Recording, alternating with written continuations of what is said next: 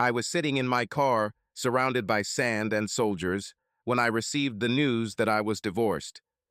We were married for almost 4 years. I spent almost a year and a half of this time in a hot, dry country on the other side of the world. She couldn't take it anymore, and I completely understood. I didn't even try to dissuade her. Being a military wife is the second toughest job in the world. Being a parent is much more difficult. My home was in Ponca City, Oklahoma. This is where I grew up and met and married Lisa Thompson. We were each other's first love. She was the first and only girl I dated in high school and in the college community. After college, I joined the Army and she went to college and became a nurse. We got married after her graduation and were assigned to Fort Belvoir, Virginia. We stayed there for a little over a year when I was ordered to go abroad. Lisa chose to return to Ponca City instead of staying in Belvoir. She began working at the hospital almost immediately after her arrival. When my year abroad came to an end, I returned to Belvoir and Lisa joined me. We had a great time together for 13 months before I was ordered overseas again. Lisa returned to Ponca City again. Neither of us were happy about this second separation, but we accepted that it was part of Army life. I had been in the country for about 6 months when I received a letter from Lisa saying that she could no longer bear to be apart. I married you to be with you day and night. We've been married for almost 4 years, and for more than a quarter of that time you've been on the other side of the world. I can't live like this. Please understand that I love you, but this loneliness is driving me crazy. I am including divorce papers in this letter. If you love me, if you care about my happiness, please sign them. I wrote her a long letter expressing my regret that she felt the way she did, but that I completely understood. I told her I wanted her to be happy, and if divorce was going to do that, then so be it. I told her I loved her and signed the papers. A few months after receiving the divorce notice, I returned to the States and was transferred to Washington, D.C. at the Pentagon, which was practically next door to Fort Belvoir. She was still in Ponca City and, I assumed, was working at the hospital. I wanted to call her, but I decided not to. Why tear open old wounds, I asked myself. I earned my associate's degree before joining the military, and through a lot of effort, correspondence courses, and on-base classroom instruction through the University of Maryland, I earned my degree. It was a Monday morning, and I had just arrived at my office at the Pentagon. I drank my first cup of coffee and checked my schedule for the day. The call came at 8:45. My father had a massive heart attack and died. By mid-afternoon, I was already on the plane home. There are no commercial airlines in Ponca City, so I flew into Oklahoma City and rented a car. My brother, Matthew Matt, and my sister Tina and their spouses were with my mother when I entered the house. Matt had been on the police force since he was 21. Tina, like my mother, was a teacher.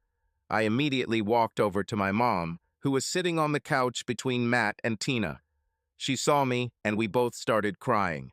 Matt stood up so I could sit and hug my mom.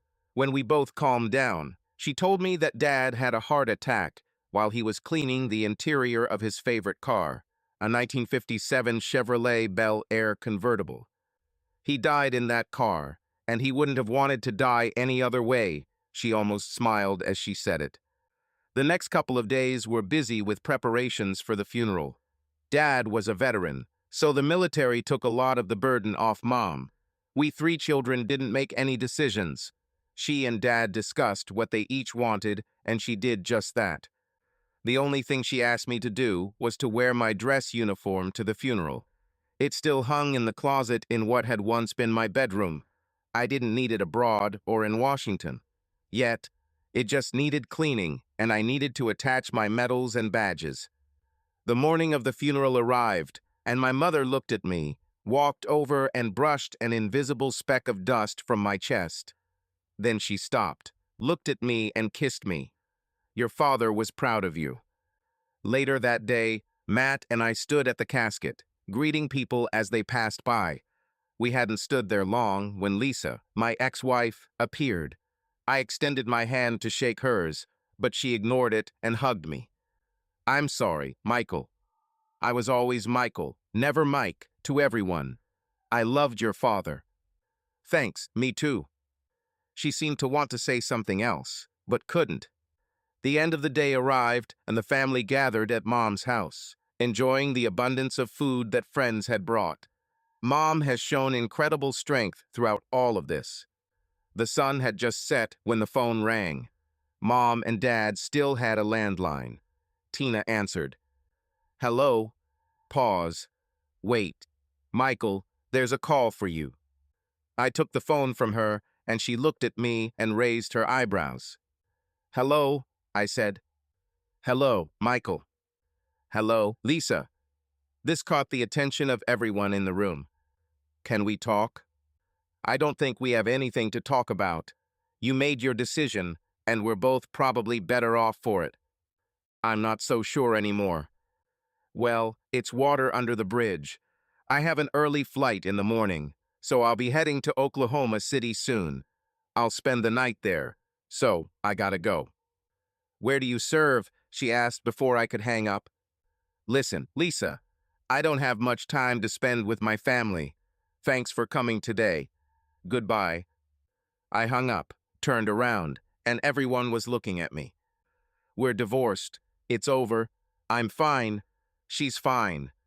I told them, now I need to change and get ready. I have to leave soon. Soon after, I packed my bag and was ready to leave. Hugs, kisses, and handshakes were exchanged, and I finally walked out to my rental car. The next day, I was back in Washington. One of the good memories I got from Lisa was the love of classical music, especially Beethoven and Bach. Another of the three Bs, Brahms, was never a particular favorite of mine. 2 weeks after returning to Washington, the National Symphony Orchestra presented a program of some of Beethoven's works. Bagatelle was one of their pieces, as was his Symphony No. 7, Op. 92. The program was eclectic, also including works by Copland and Bernstein. Tickets were hard to come by, but the Military District of Washington could usually get tickets to major events in the area. So I contacted Recreational Services and was able to get one. The evening of the concert arrived, and I headed to the Kennedy Center. I've been there before and loved the place. The first half of the program was entirely devoted to Beethoven. At intermission, I grabbed a drink and returned to my seat. Other spectators also returned to their seats. One couple walked down my row to their seats to my right. The woman walked ahead of the man. I stood up to make it easier for them to pass. As the woman walked past me, she stepped on my foot. High-heel stilettos can cause a lot of pain when they hit the top of the foot. I screamed quite loudly, which made her lose her balance and fall on me. This made me fall back into my seat. She lost her balance and then fell into my lap. I don't know how I managed not to drop or spill my drink. We just sat there looking at each other. It was nice for me to just smell her. The perfume she wore was taboo. My ex-wife wore them too, and they always had a strange effect on me. "How is your leg?" she finally asked. "Not bad." We sat there for a couple of seconds, looking at each other, until she spoke again. "You know, we're going to have to stop dating like this." "Why?" I asked. We heard someone clear their throat.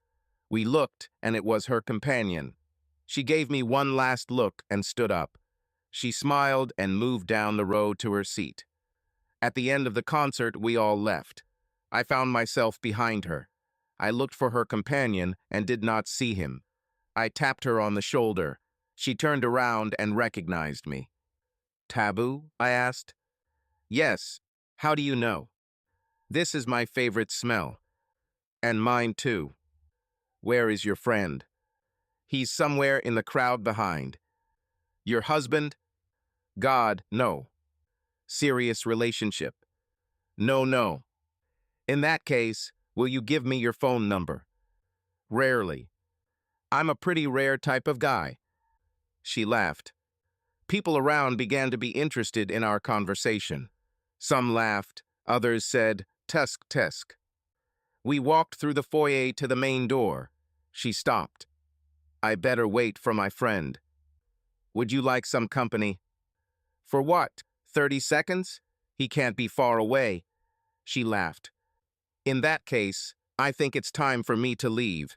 It was my pleasure that you stepped on me. She laughed again. And I enjoyed spending some time on your lap. I laughed and waved as I walked out through one of the many doors. I looked back, and she waved back. It had been almost a month since attending the Beethoven concert, and I was ready for the next one. It didn't have to be Beethoven, but almost any classical music concert would be good.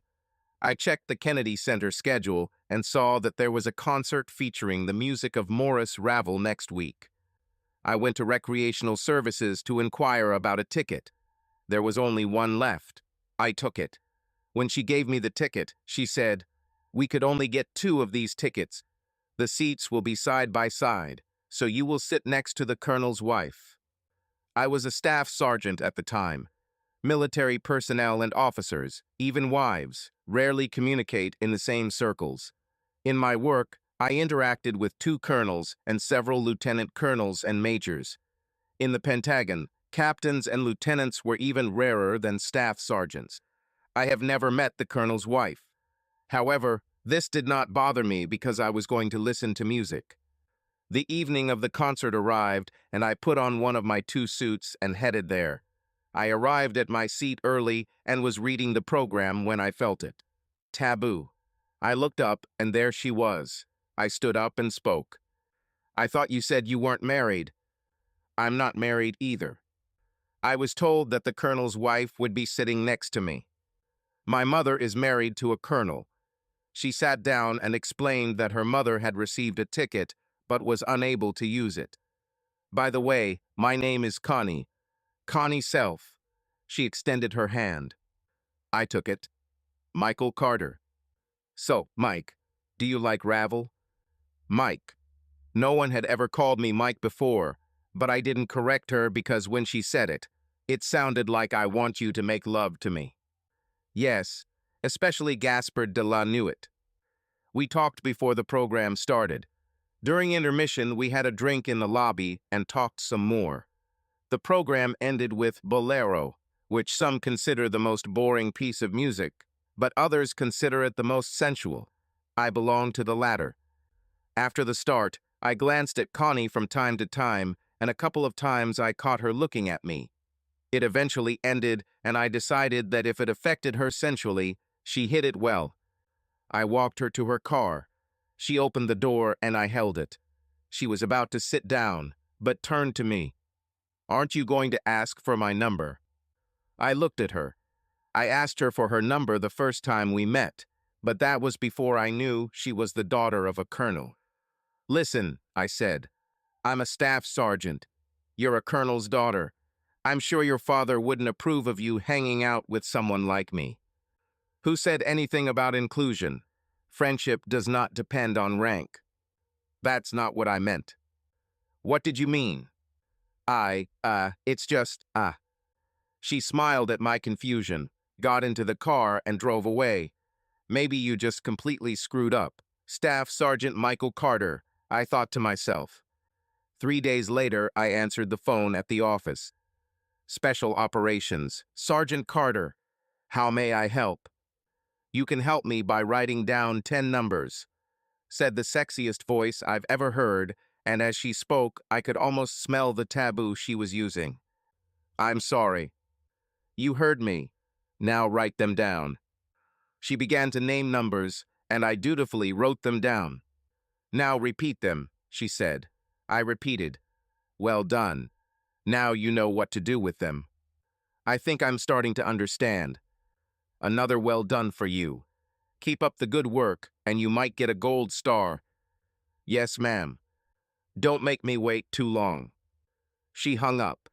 My first thought was how she got my number, but then I realized that her father, like the other 30,000 people working at the Pentagon, had access to the Pentagon phone book.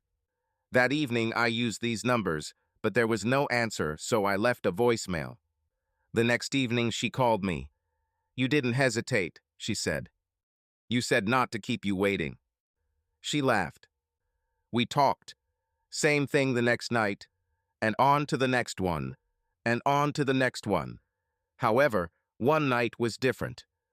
"Will you ever do it?" she asked. "Do what?" "Ask me out on a date."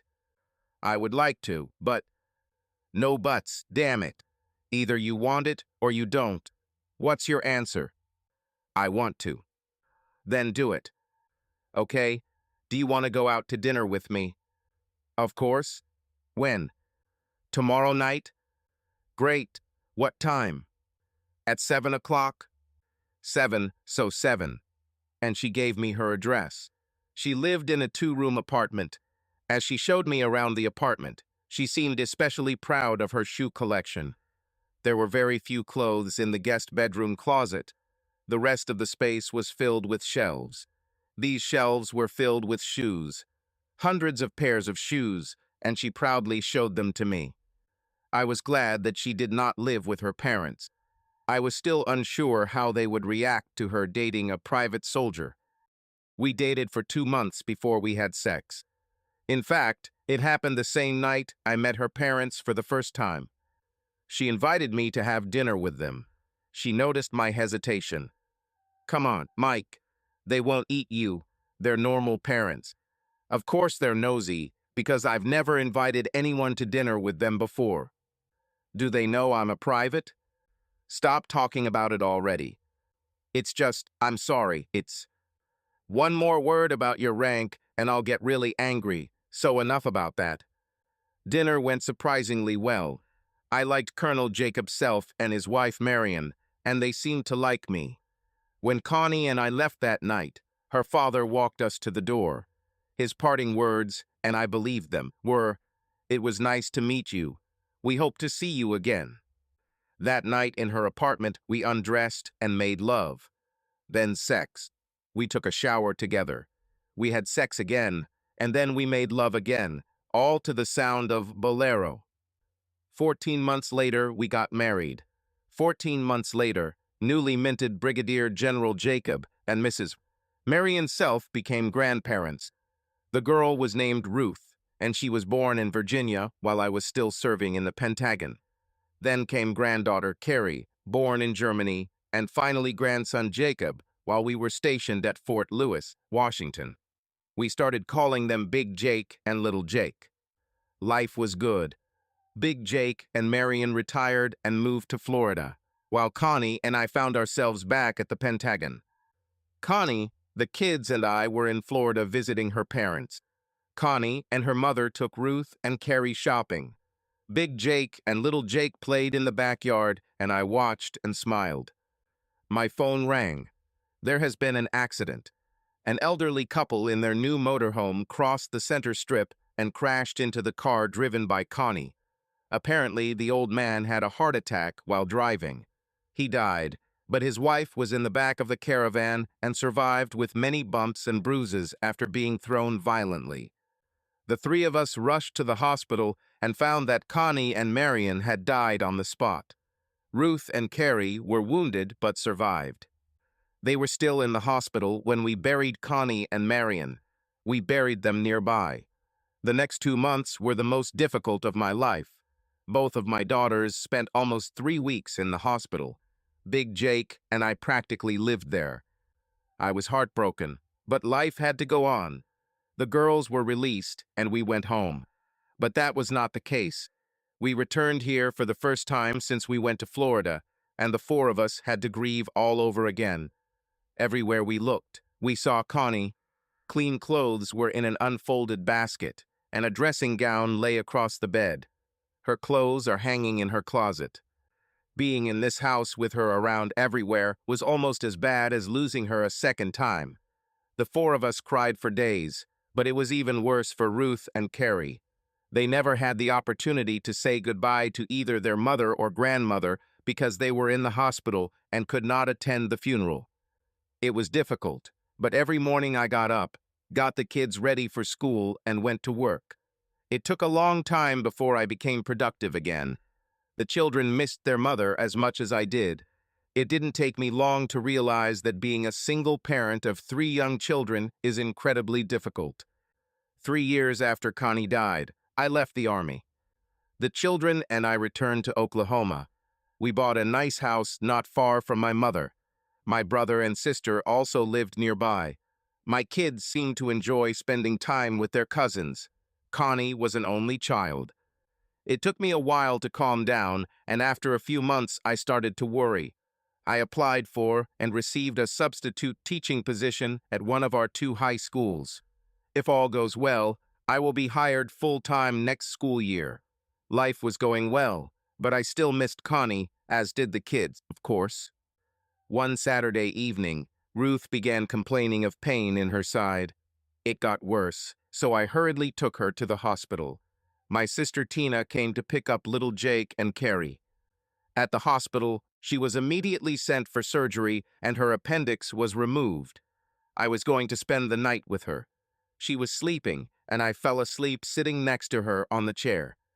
Around 2 o'clock in the morning, I woke up and was sitting in a chair next to her bed. I watched as the door slowly opened and light from the hallway began to fill the room. It took a long time, but I still recognized her. She was still a very attractive woman.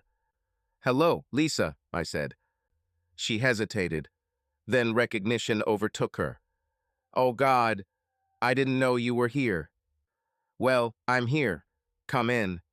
I stood up as she approached the bed. "How is she?" she asked. "You should know better than me." "You're right. Her chart says she's doing well." "Fine." I saw her name on the admissions list. There aren't many Carters in town, so I thought she might be either Matt or Tina. "No, she's mine." "Where is her mother?" "She died more than 3 years ago." "Oh, Michael, I'm so sorry." "Yes, me too." "Do you live here now?" "Yes, for several months now." We just stood and looked at each other. Finally, I spoke. "Well, I guess I should try to get some sleep." "Certainly." And she left. I woke up around 5. I had a blanket on. I spent most of the next 3 days with Ruth. Lisa came in several times. She and Ruth talked about boys and how they would react to her scar when she wore a swimsuit. "It's a very small scar," Lisa said. "And besides, when they see how beautiful you are, they won't even notice it." Ruth smiled brightly. The first Saturday after Ruth was released from the hospital, they called me. I looked at the number but didn't recognize it, so I didn't answer. The caller left a message. "Hi, this is Lisa. I hope Ruth is okay. Time in the hospital always seems worse for kids." There was a pause. "Can I talk to you, please? Over the years, I've had so many things I wish I could tell you, but never got the chance. Please, Michael?" I listened to this message at least 5 times before calling her. "Hello," she replied. "Hi, it's Michael." "Hello. Did you want to talk?" "Not over the phone. In person." "Okay. Mom is taking the kids to the lake tomorrow. Why don't you come over to my house around 10:30 a.m.? Or do you have to work?" "No, tomorrow will do. Where do you live?" I gave her the address. "Are you still drinking coffee?" "Yes, but now decaffeinated." "It's the same with me." She arrived exactly at 10:30, but she was always punctual. The coffee was already on the table when I opened the door for her. It seemed to me that she wanted to hug me, but changed her mind. I showed her where to sit. She sat down, took a sip of coffee, and began. "It was 9 months after your first tour overseas. I was having an affair. I was having a hard time without you, and I was waiting for you to come back. Sammy Young saw me at the mall and started talking to me. Do you remember him?" I shook my head. "He was 2 years ahead of us at school." That conversation led to another, and so on, and we ended up meeting for drinks and dinners. Almost 2 months later, I slept with him. Once. She took a sip of coffee. "When you returned, I was terrified that you would find out. But you were so happy to see me that the thought that I might be unfaithful did not even cross your mind. You probably remember that we had a wonderful year." I nodded in agreement. "Then you had to go abroad again, and I came back here. You had only been away a couple of weeks when he showed up again. I don't know how he knew I was back in Ponca. The thought of going through another year without you was unbearable. Less than a month after you left, I slept with him again, and she continued to meet with him for another 2 months. Then I found out that I was pregnant. That's when I asked you for a divorce. I told him, and he disappeared in an unknown direction. I've seen him around town since then, but we never talk. After I filed for divorce, I lost my child. I almost called off the divorce, but the guilt was so great that I didn't do it. I tried to tell you what I did when you came home for your father's funeral, but you wouldn't let me. Cheating on you was the worst thing I've ever done, and I regret it every day. I was selfish and greedy, and I can offer no excuses. I loved you when we were young. I loved you when we got married, and I loved you when we got divorced. All these years I tried to avoid your family because I was ashamed. We met occasionally by chance, but that was all. 2 years after our divorce, I met a man in the hospital. His mother was in surgery. We liked each other and got married a year later. 3 years after that, we divorced. Since then, I have focused on my work. Then I saw Ruth's name at the hospital. Like I said, I've been avoiding your family, but I thought if she needed anything, I could get it. I opened the door and you were there. I am rarely surprised and never shocked, but seeing you shocked me. I didn't know how to behave or what to say. When I left her room, I walked down the hall and burst into tears. I cried for 2 hours. I cried with happiness that you are alive and well. Then I cried for the stupid thing I did and for the love I lost. I took a sip of my coffee, which was already cold, and so was hers, I assumed. I sat looking at her and tried to think of what to say. I obviously didn't know she cheated on me and didn't know she got pregnant by someone else while married to me. Finally, I spoke. I don't know what to say. I always assumed that you wanted a divorce because you couldn't bear to be apart from us. But you say loneliness wasn't the problem at all. Lust was the problem. I understood loneliness. I loved you enough to let you go because I couldn't bear the thought of you being alone. That's why I agreed to the divorce.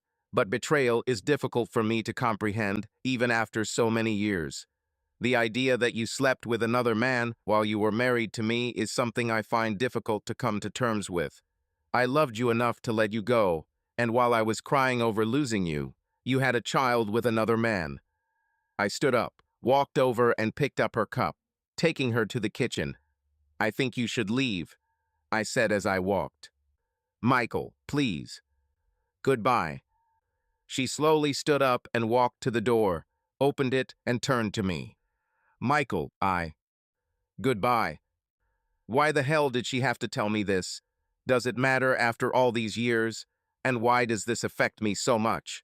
At first I was angry, then I just got angry. I fumed for 2 weeks because of what she told me. Then my common sense took over. Why should it matter now? We have been divorced for many years, and I no longer have feelings for her. The end of the school year was approaching, and it was a busy time for me, so Lisa took a back seat. Big Jake asked if the kids could spend part of the summer with him. I told him yes, of course. 3 days after finishing school, he arrived. We met him at the airport, and the children flew off with him. Their visit was to last 2 weeks. That's all Big Jake thought he could handle. I haven't had much of a personal life since Connie died, and 3 years is a long time. There were a few women along the way, but I still missed Connie. My brother and sister tried to settle me with women, but nothing worked. I mean, there was no spark, no connection. Oh, I slept with a couple of them, but it was just physical relief. My brother had by then become deputy chief of police. One day he came to my house. I had just finished mowing the lawn and was sitting on the porch with a glass of iced tea. He went inside, poured himself a glass, then came out and sat with me. We chatted for a few minutes before the real reason for his visit became clear. I shouldn't tell you about this.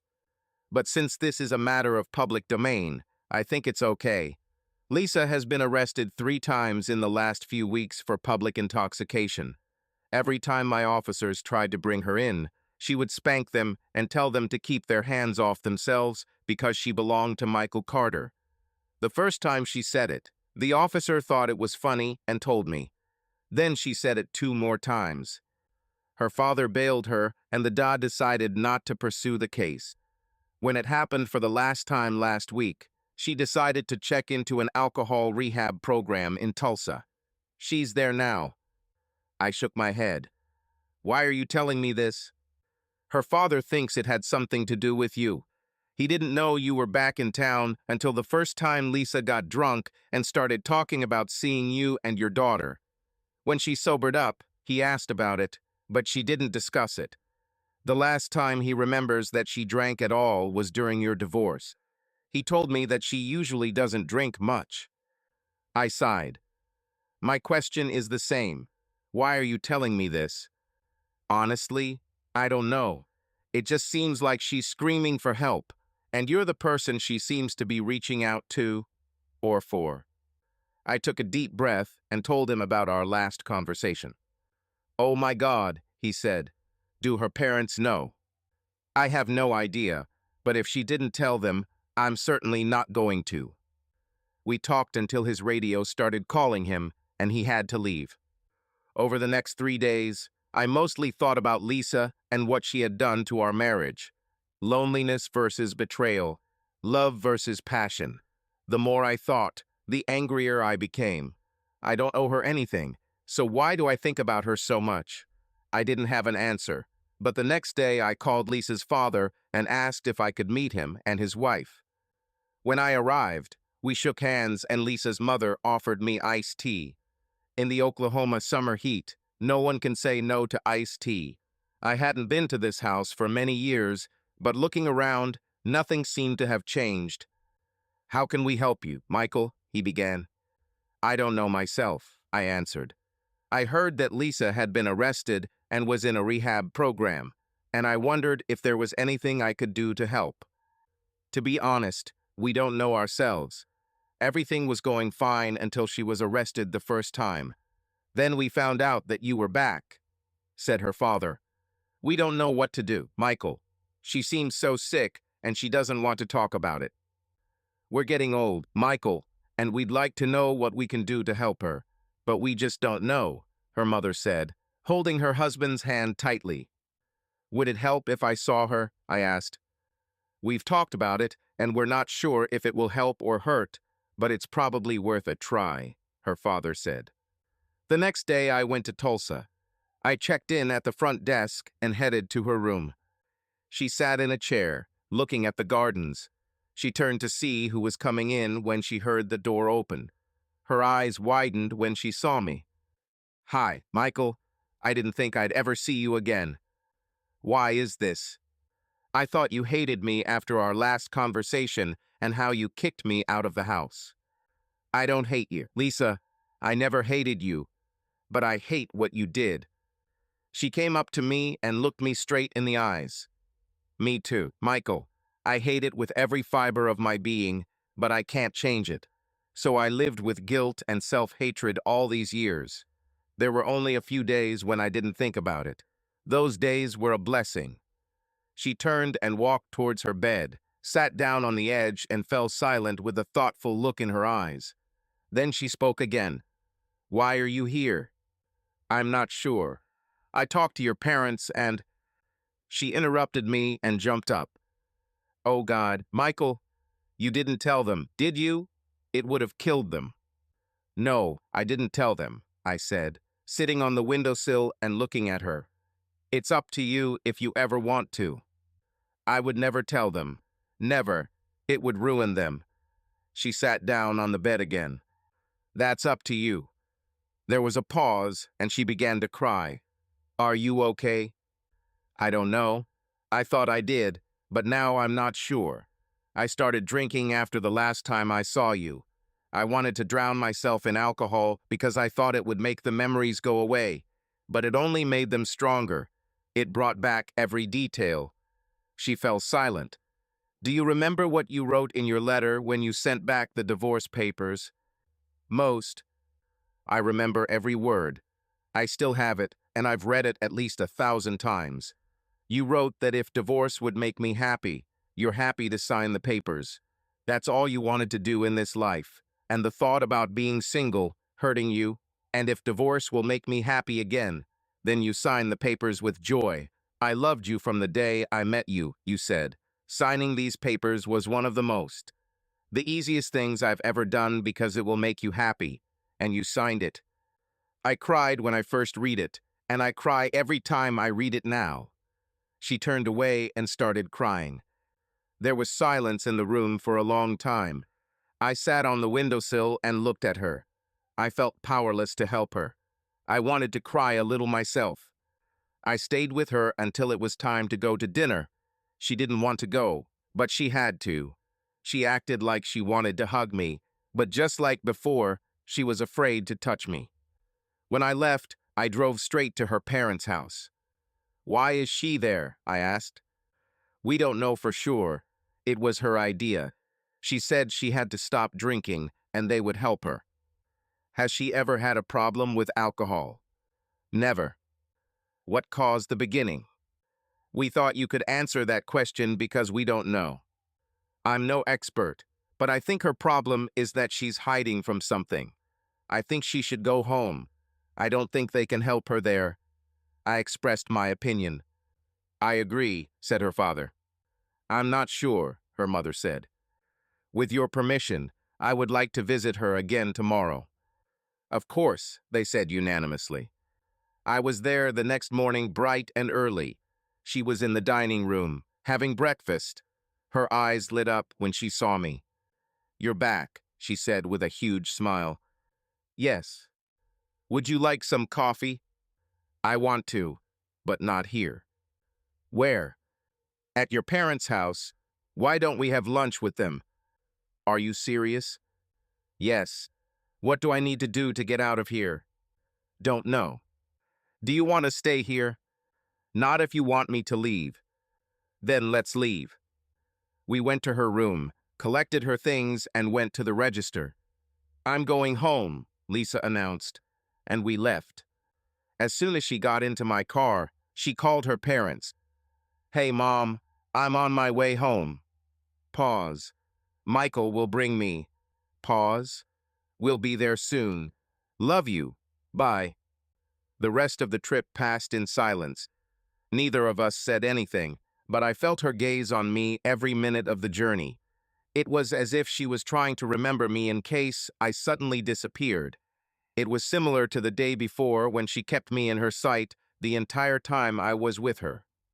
Her parents were standing at the front door when we arrived. Lisa jumped out and hugged them, as if she had left for a long time. "Why? How?" Her parents could barely pronounce it. "Michael wanted to have lunch with you, so we came home." "When will you be back?" asked her mother. Lisa looked at me. I shrugged. She looked at her mother. "Never. I don't need them." We had lunch. Then we had dinner. It was almost midnight when I went home. She walked me to the car. "Thank you, Michael." "Please." "Will we see each other again?" "Don't know." Now I can come to terms with it, I think, because for many years I thought you hated me. You said you didn't, but I didn't believe it. But after the last 2 days, I feel in my heart that you don't. Now all I need is to stop hating myself. She returned to the house. What should I do now? I thought to myself as I returned home. I have to admit that spending the day with her brought back some good memories. But every time I looked at her, I saw her pregnant with another man's child. I stayed home and worked in the garden and around the house for the next couple of days. It was like catharsis for me. On the third day, I called Lisa's parents. "How is she?" I asked. "Wonderful. She looks like her old self again. She was asking if we've heard anything from you." "Maybe I'll call her. I had her number when she called me." "She's back at work today and will finish at 3. "Does she still live with you?" "No. She came home yesterday." "Good for her." At 4 o'clock, I called her. "Hello." "Hi, this is Michael." I could almost hear her sigh. "Hello." I wanted to know how you were doing.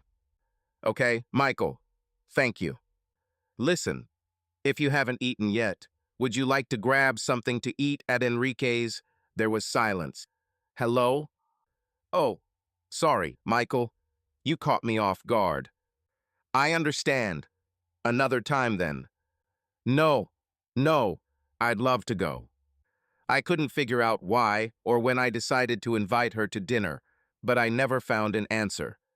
That evening we had a good time, reminiscing about old friends and good times. When I took her home, I walked her to the door. Would you like a cup of coffee? I almost agreed, but was able to refuse, saying that I had a long day and needed to sleep. We hugged goodbye. My children have been away long enough. I wanted them to come home. I spoke with them and their grandfather several times and realized that they were not ready to come home, and he was not ready to let them go. I chuckled. I talked to Ruth and said I wanted them to come back. Dad, we can't go back yet, she said. Big Jake is taking us on a Disney cruise. We can't miss it. What? Let me talk to him. He picked up the phone. Yes, Michael. What's the deal with the Disney cruise? This is the one that goes out every week. The kids will love it. Shouldn't we have discussed this?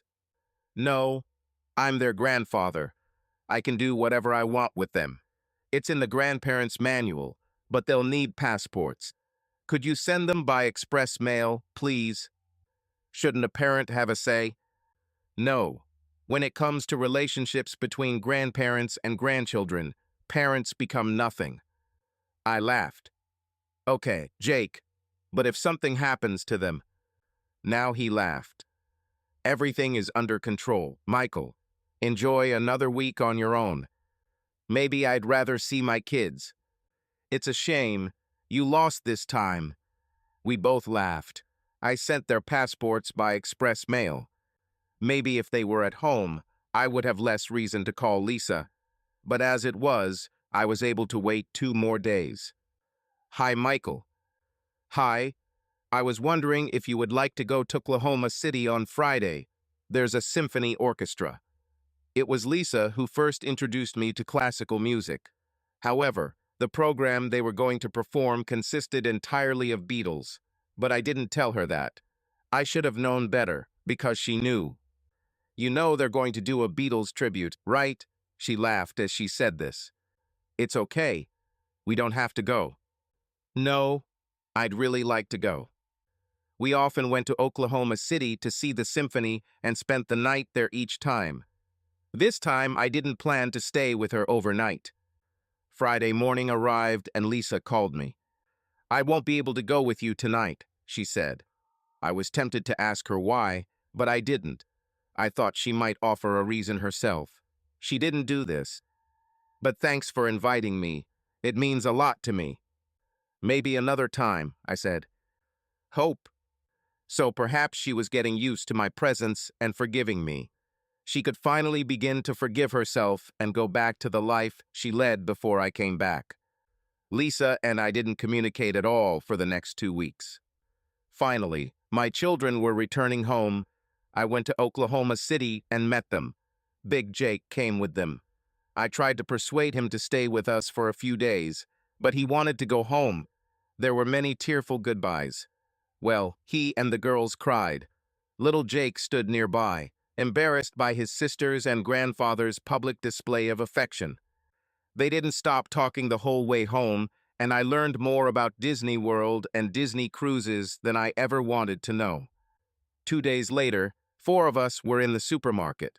Food doesn't last long with 3 hungry kids. I sent Ruth and Carrie for bananas. They returned a couple of minutes later without bananas, but with Lisa. Dad, Ruth said, look who I found. She took bananas too.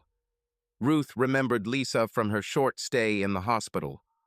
Hi, I said. Hello. Are you okay? Yes, everything is fine. Fine. Long, awkward pause.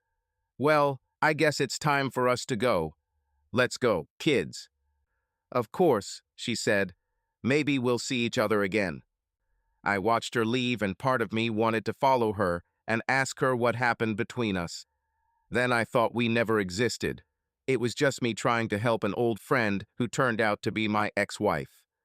But, in fact, I missed the little time we spent together, and I didn't know whether I missed Lisa, the children, or the adult female company and all the good things that came with it. My brother Matt has a wife. Her name is Rose. Rose has a cousin. Her name is Francesca. Francesca and I apparently dated many years ago, but I didn't remember it. Matt and Rose invited me to dinner one night. Francesca was there. It was a pleasant evening. Francesca was attractive and charming, but there was nothing about her that made me want more. I made it clear to Matt and Rose that their matchmaking was over for me. It's not that I don't want to date someone. I want to. One Saturday afternoon, my kids were with their cousins at the pool. I went to the park and sat by the lake. I always did this when I was younger.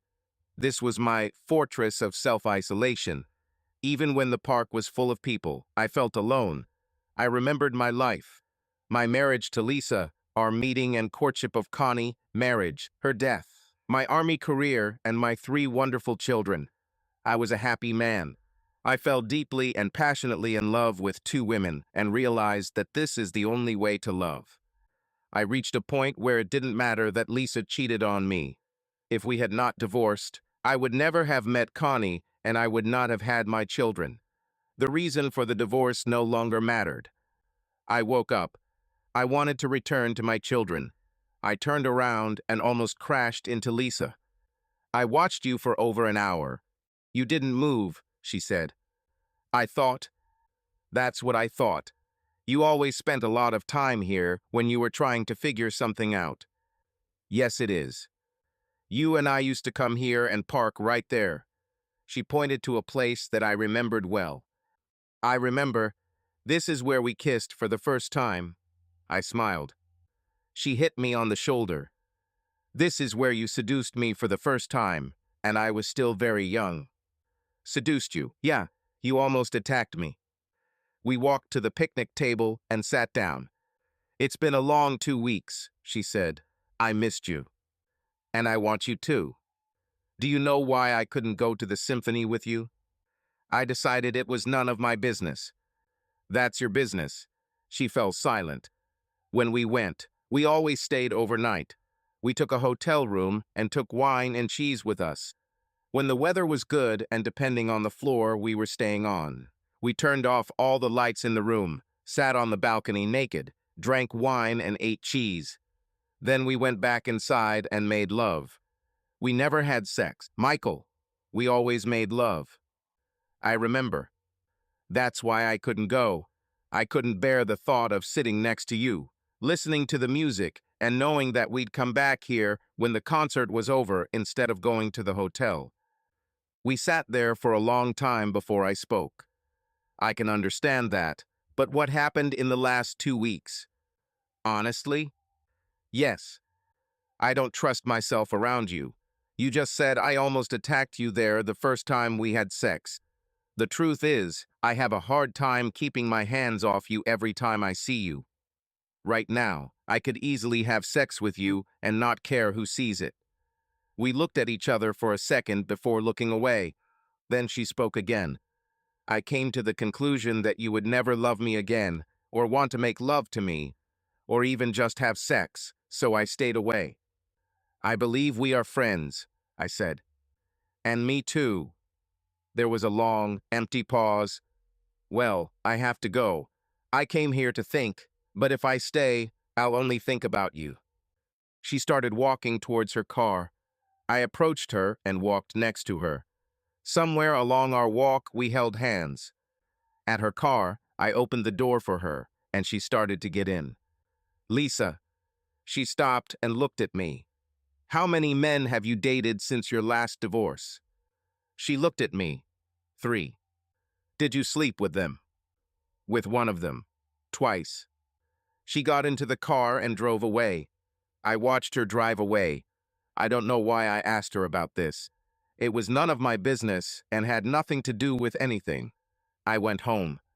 It was the following Saturday. My children, as always, were swimming with their cousins. I was at the intersection of 14th and Grand when someone ran a red light and hit my car.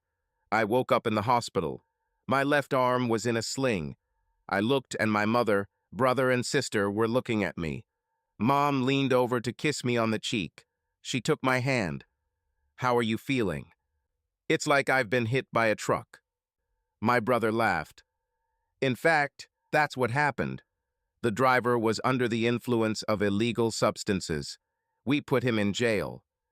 Mom said, "The doctor says you'll be fine. You're pretty banged up and bruised. And sure, you have a sprained shoulder, but overall it could have been worse." My children came to visit me later.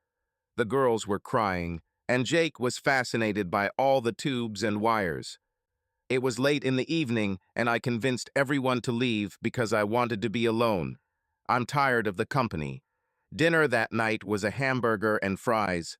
Both were cold when they were brought into my room. I was hungry, so I ate everything, even though it was cold. I was given enough painkillers that I really didn't feel any pain. I was watching TV when I saw my door slowly start to open. I watched as she walked in and stood by my bed. "How do you feel?" "Could be worse." "Can you get out of bed?" "I haven't tried it.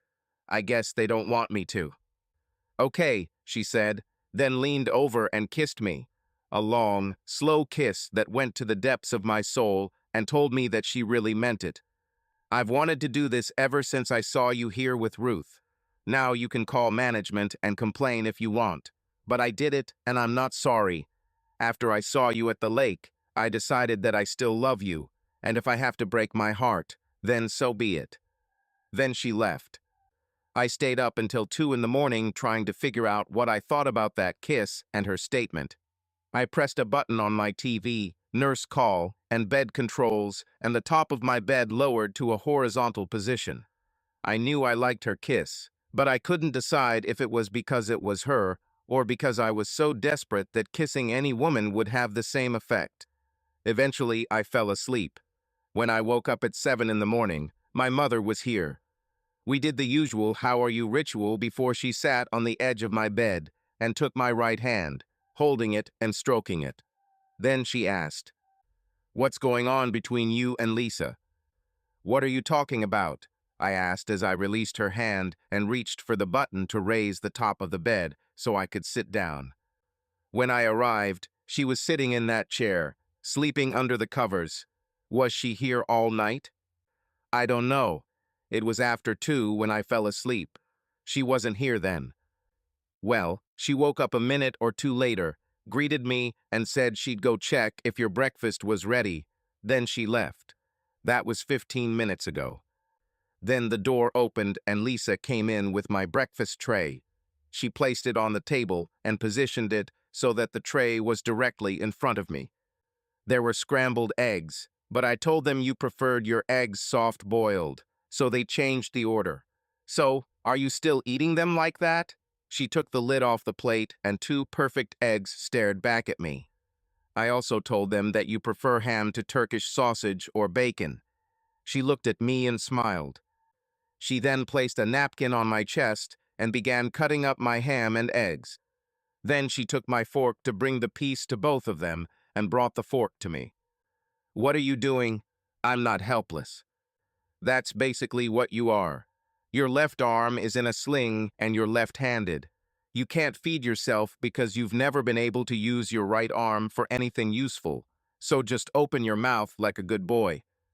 I opened my mouth while my mother laughed.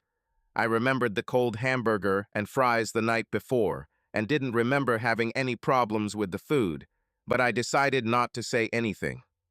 "Oh, sorry, Mrs. Carter. Would you like to do that?" Still laughing, Mom said, "No, honey, you're doing it well. I already worked my share when he was a baby." "He's still a baby," Lisa said, wiping my mouth with a napkin. I ate everything on the tray and couldn't take my eyes off her. She let me drink the coffee myself. When I finished, she wiped my mouth with the napkin again and then kissed me again. After she left, Mom said, "Michael, you have a woman in love on your hands. What are you going to do about it? I have no idea, I said, looking at the closed door. I stayed in the hospital for 2 more days, and it turned out that she never left the hospital for a minute. She spent her nights sleeping in the chair next to my bed. If something was bothering me, she wouldn't let anyone else deal with it. The only person besides her who could feed me was Ruth, who thought it was funny. Carrie liked it too. Jake thought it was funny. On the morning of my discharge, she was there to escort me to the exit, where my brother was already waiting for me. "Call me if you need anything," she said, leaning over and kissing me again. I thought this was becoming a habit when Matt took me away. I looked at him, and there was a grin on his face. "Not a word," I said. "Not a word." He didn't say anything, but the grin never went away. The first night home, I called her. "I was hoping you would call," she said. "Thanks for all the help at the hospital. Could you come and help Ruth and Carrie prepare dinner? They want to do it, but they need a little help." She arrived 20 minutes later, and I could hear her and the girls laughing as they prepared dinner. Jake doesn't usually come into the kitchen unless it's to grab something from the refrigerator, but soon I heard him laughing along with the others. She stayed and ate with us at the insistence of my children. After dinner, the girls volunteered to clean up for the first time in my memory. Lisa came into the living room to chat while the girls were cleaning up. Jake had no intention of helping his sisters. The girls finished, and all 3 children went to their rooms, saying goodnight and hugging us. Even little Jake hugged Lisa. Lisa and I talked. The children took a shower and went to bed. Lisa and I were still talking. It was nearly midnight, and I was showing signs of fatigue. "Sleepy?" she asked. "A little. If you need help showering, I'm available." She smiled. Not in my heart. Stupid. I can wrap your bandage around it so it doesn't get wet." "I don't need a bandage. I'm not helpless," I said. "Okay," she said. "I'll go home." She stood up, grabbed her purse, came over and kissed me goodnight. Constant thinking became a habit of mine, and that night was no exception. One of the things that nagged at the edge of my brain was that there was something different about Lisa. 2 days passed when I realized what was happening. She didn't smell like I remembered. In fact, she only smelled of soap. A very nice soap, but a soap nonetheless. Never any perfume. That's all. No taboo. Over the next few weeks, Lisa visited my home at least 4 times a week. The children are used to her preparing dinner and eating with us. I liked it too. I was notified that I had a permanent teaching position and that school would begin soon. I completely forgot about clothes and baby supplies. We took good care of their supplies, but when it came to clothes, even Jake didn't want me to go shopping with him. One morning, we were discussing this at home, and Ruth said, "Lisa knows more than you, Dad. She can help us.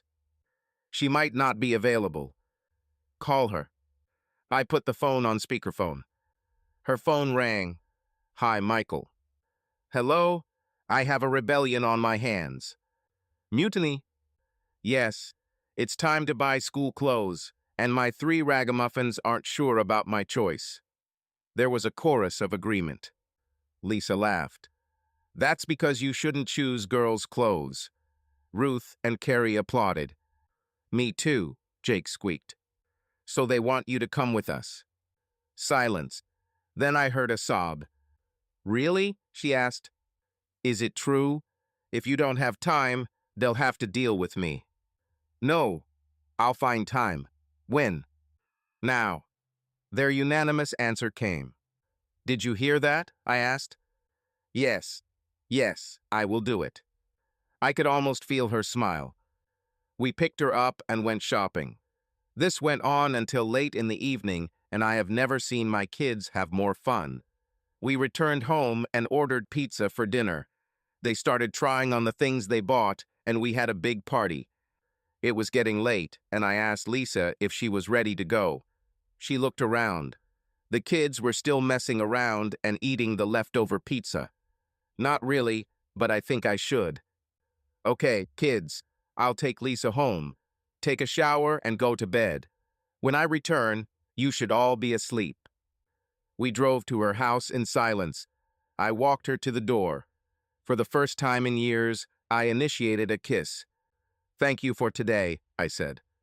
"Any time," she said, touching my hand and smiling. Then she went inside. I waited just a few seconds before ringing her doorbell. She immediately opened the door. It was as if she had been waiting for this. "Can I ask you a question?" I asked. "Certainly. Why don't you wear taboo anymore?" She looked at me and tears came to her eyes. She took my hand. "Come with me." She took me to her bedroom and released my hand. She walked over to the dresser, opened the bottom drawer, and took out a box. She placed it on the bed and opened it. It contained our wedding album, her rings, our marriage certificate, and a stack of letters. The last thing in the box was a half-full bottle of taboo. "I sealed this bottle the day I asked you for a divorce. It was your perfume, and you bought the bottle for me. I haven't worn it or any other perfume since then." She put it back in the box and put the box back in the drawer. "I'll put it on again when you ask me." I took her hand and walked to the front door. When we arrived, I opened the door and turned to face her. I took both her hands in mine. "There's a concert in Oklahoma City on Friday night. I'd like you to come with me and wear this." She looked at me, her eyes widened, and she began to cry. I don't remember her ever crying so much.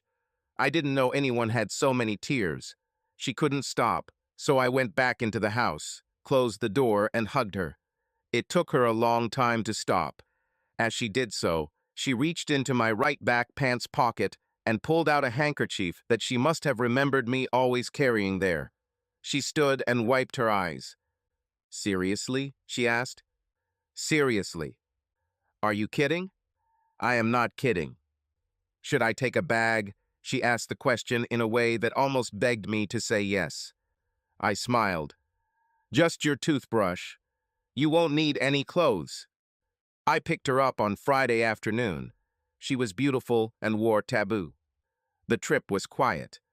The symphony was, well, I don't know how it was, because I didn't pay any attention to it. I just kept looking at Lisa, who was looking at me. About 20 minutes into the program, she leaned over and whispered, "You know, we don't have to listen to all of this." "I know, but the anticipation makes it even more exciting," I whispered back. "I'm tired of waiting. I want to make love with you." SHHH came from the row behind us. "Rent the room." He stepped out of the line in front of us. "Good idea," I said, standing up and grabbed her hand, and we walked outside. 30 minutes later, we were in our room. I was shaking.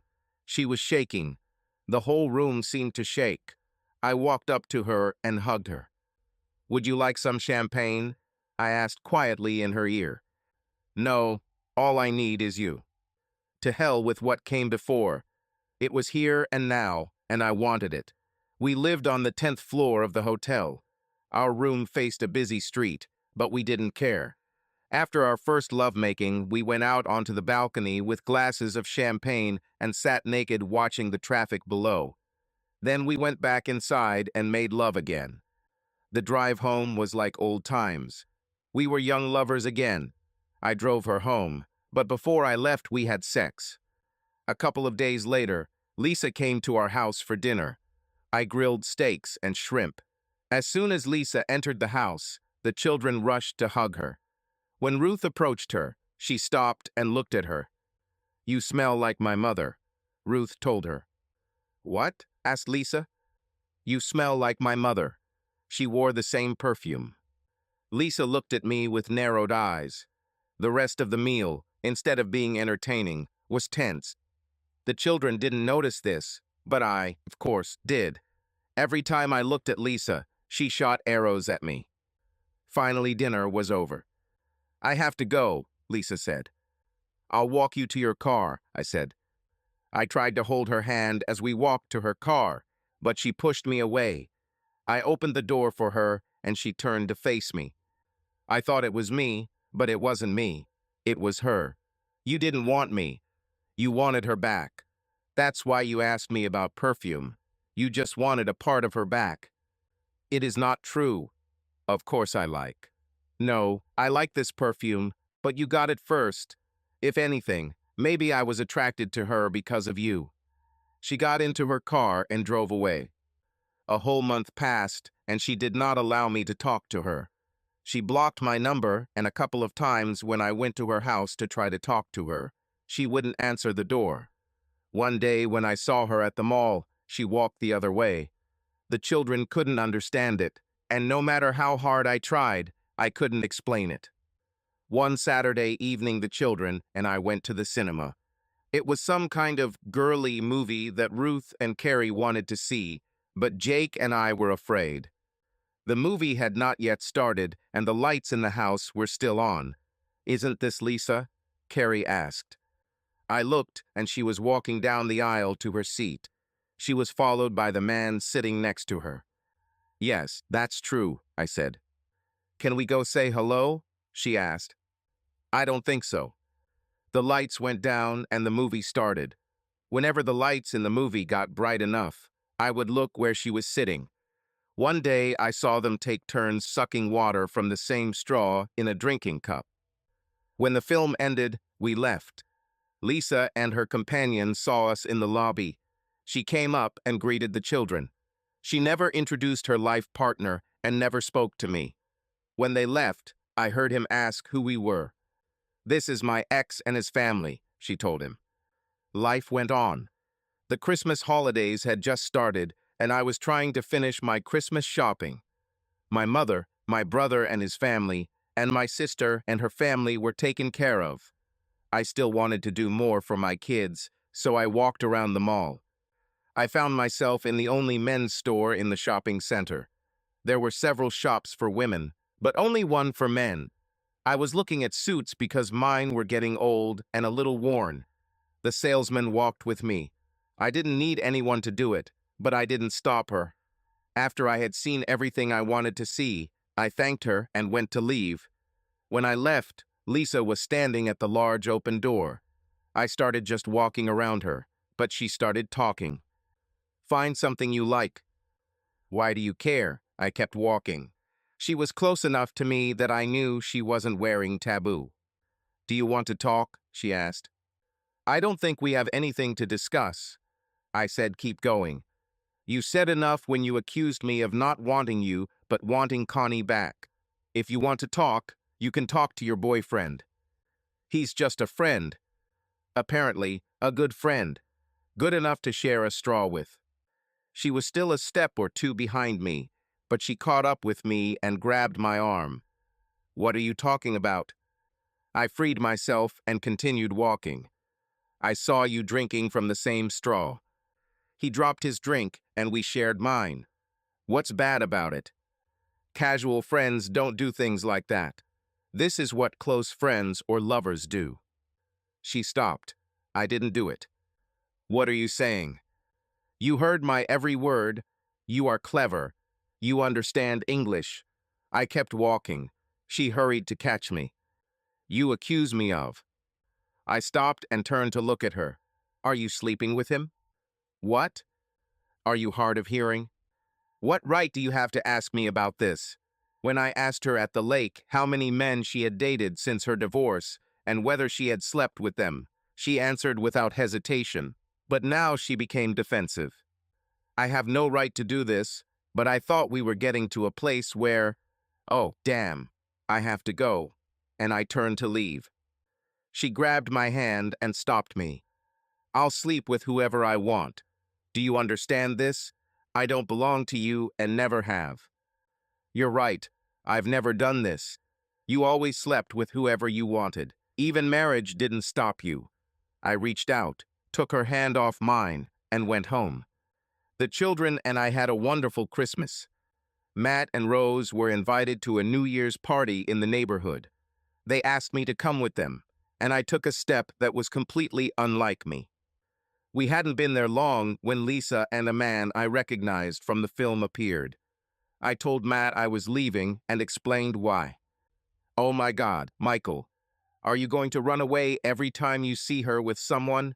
"Dude, Get back in the game. This was the best advice I ever received, and I followed it.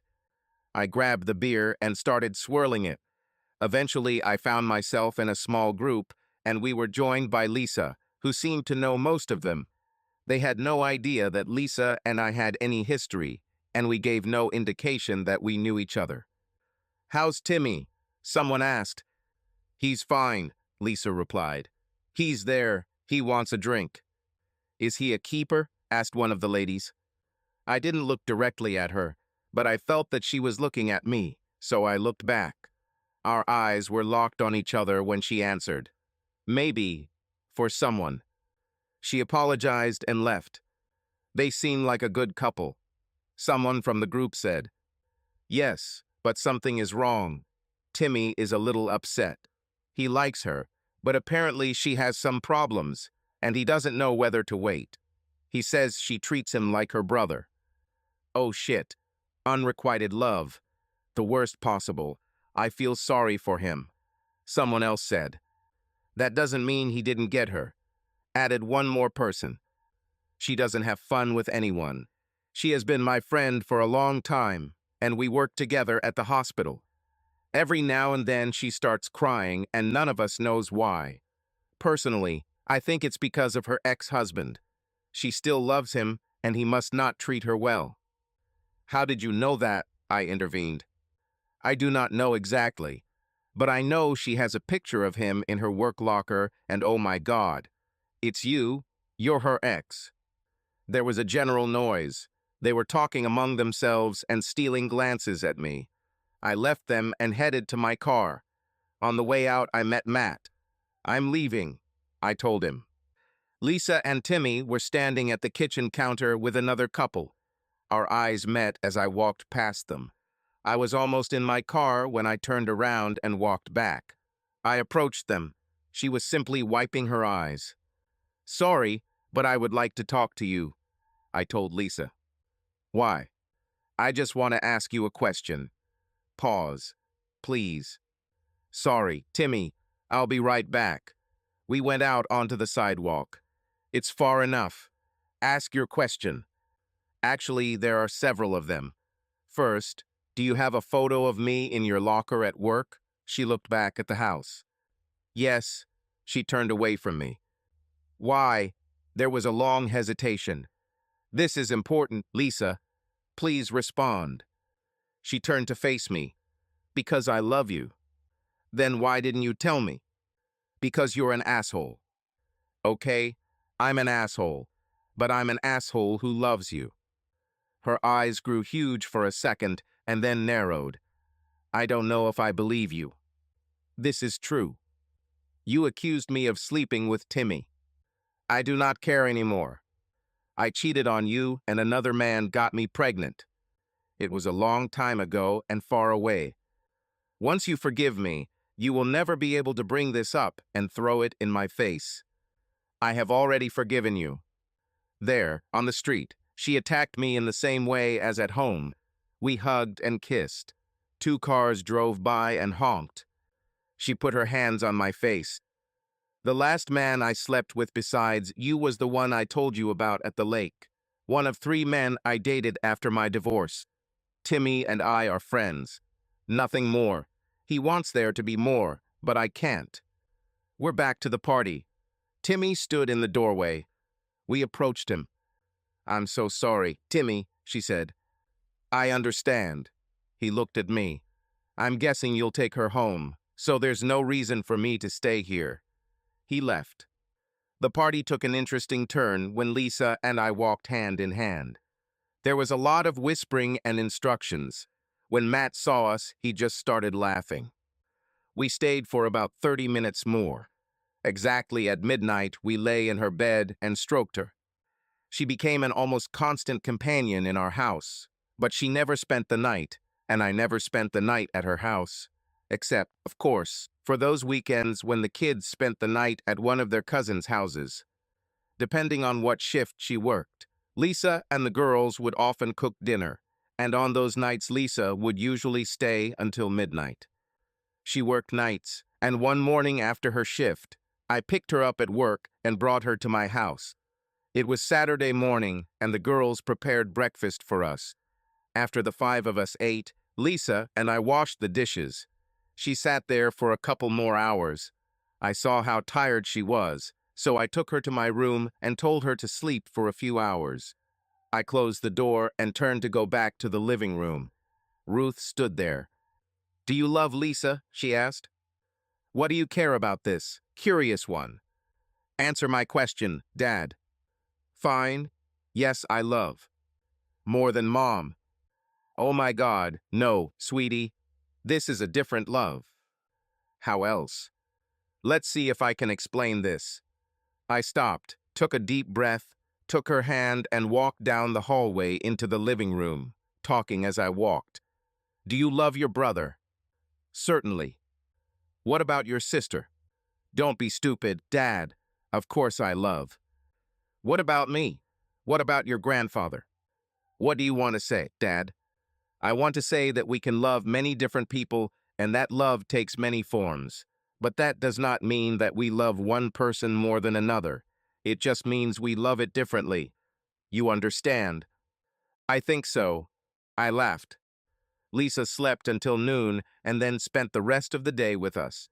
Late that evening, I took her to the hospital so she could pick up the car and go home. The next morning, before breakfast, I heard Ruth and Carrie talking, but I couldn't make out the words.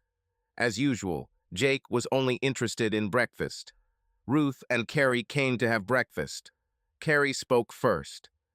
"Are you going to marry Lisa?" "Again?" she asked.